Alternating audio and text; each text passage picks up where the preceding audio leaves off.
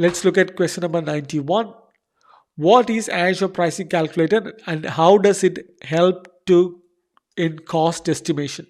We already looked into the pricing calculator. This time we are going to look into different feature set. So pricing calculator is a free online tool which helps customers to help estimate the cost of Azure services based on your planned usage. Let's look at some of the key features of Azure Pricing Calculator. In the last Azure Pricing Calculator question, I think we looked at the features of Azure Pricing Calculator. Here we are looking at the benefits of Azure Pricing Calculator. Let's go through this one by one. First, it provides you a transparent billing model because this ensures that users have a clear understanding of the cost associated with their Azure deployments, promoting transparency and trust. Second, you can do a cost comparison. This helps compare the cost of different Azure services, enabling users to choose the most cost-effective option for their needs. Third is budgeting and forecasting.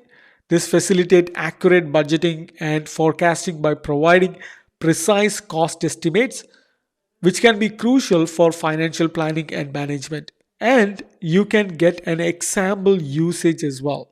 For instance, a business planning to migrate its on-premises data center to Azure and can use Azure Pricing Calculator to estimate the cost for virtual machines, storage, and other necessary services, ensuring a comprehensive financial planning.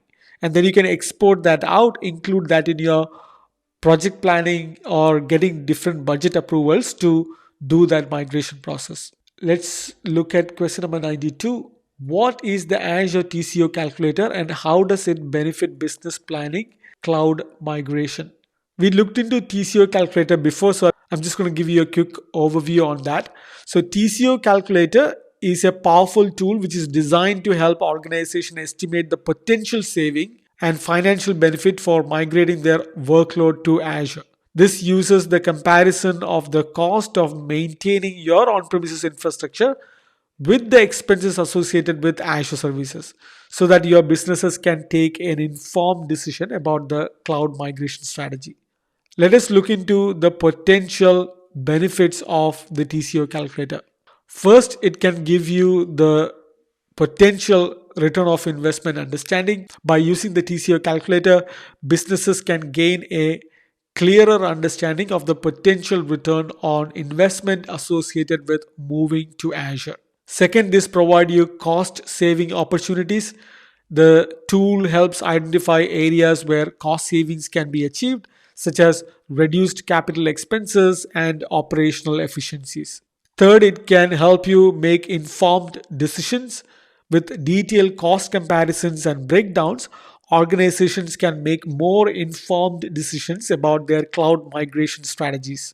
Finally, you can use the insights provided by the TCO calculator and can support discussions and planning around cloud adoption strategies, ensuring the alignment with business goals. Let's look at question number 93.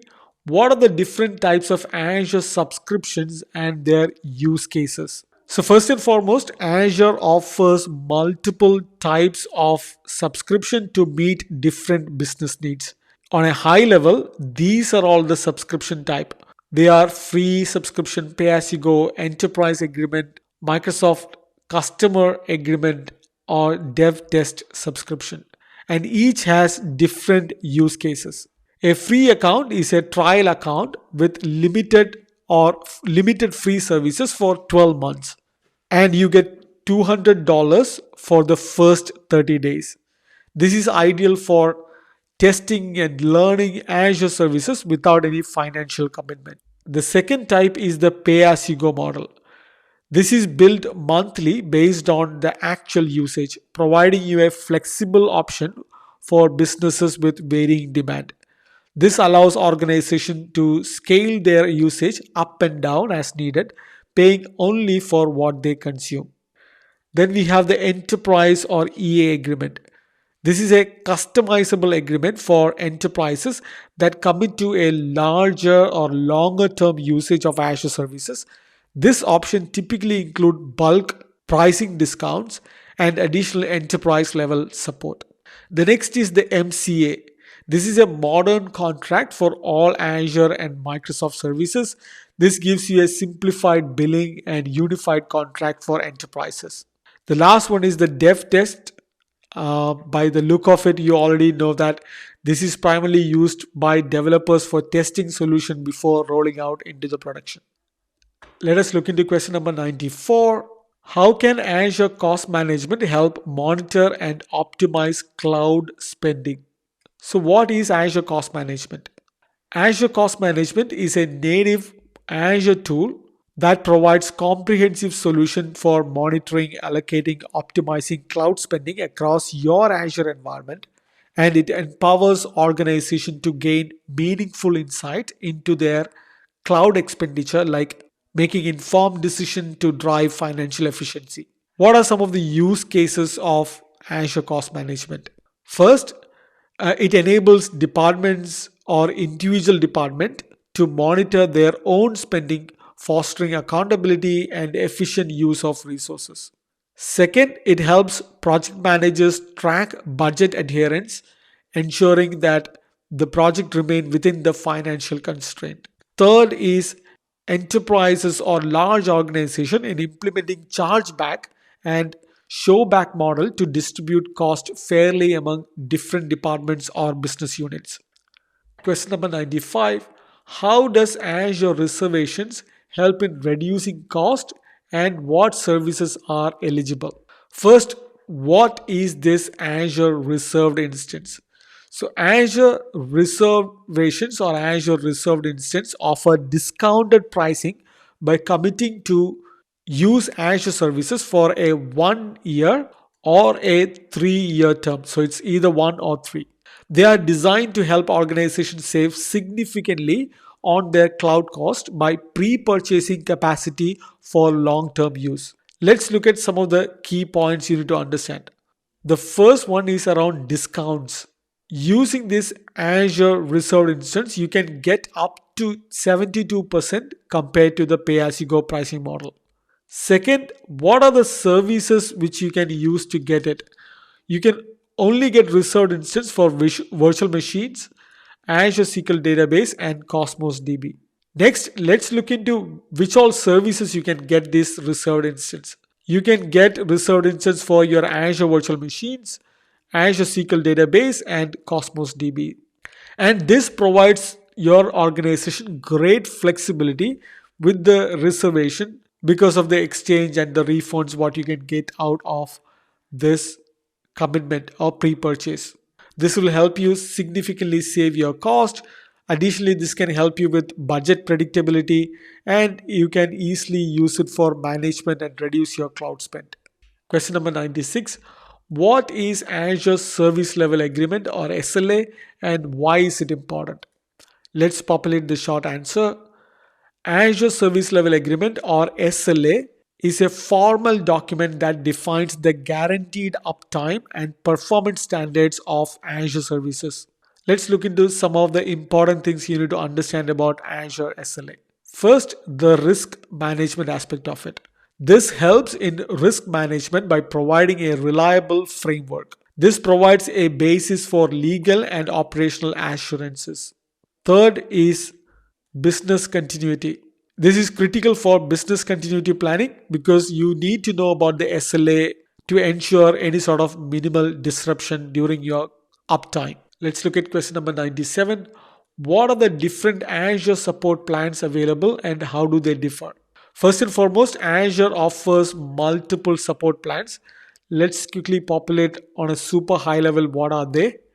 So on the left hand side is what you see are the main type of Azure support plans. Basic, Developer, Standard, Professional, Direct, and Enterprise Agreement. Let's go through this one by one. What is this Basic? Basic is free for all Azure users.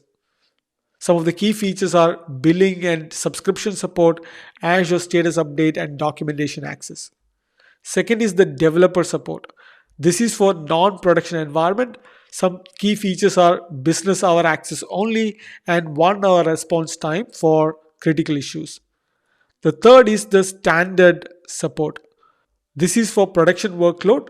Key features are 24/7 access to support, 1 hour response time for critical issues, and consultation for architectural guidance. The next one is professional direct or pro direct. This is best for business critical environments. Some of the key features include priority access to support, 15-minute response time for critical issues, and proactive guidance from support expert. The last one is enterprise agreement or unified support. This is mainly catered towards large scale enterprises which provide you comprehensive support across all Microsoft products and services. Question number 98. How does Microsoft ensure compliance and security through Azure Shared Responsibility Model? First, let's go through Shared Responsibility Model. We have gone through this in the beginning. So this is a quick recap and further insights. A shared responsibility model outlines which security and compliance responsibilities are managed by Microsoft and which are managed by the customer. Let's look into the metric. If you look at it, the physical data center security is managed by Microsoft, and network control or for the Azure backbone is managed by Microsoft, wherein the customer manages the identity and access management, and the data encryption is in transit and at rest is managed by both Microsoft and customer. That's a shared responsibility model.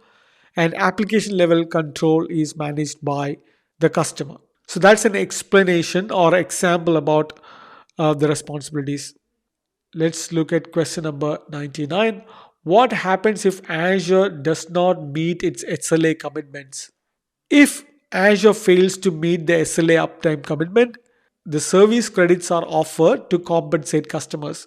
These credits are based on percentage of downtime experienced in a billing cycle, and customers need to submit a claim within the required time frame.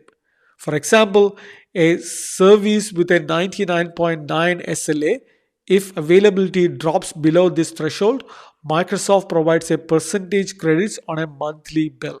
And these service credits are not refunds but discounts on future Azure invoices.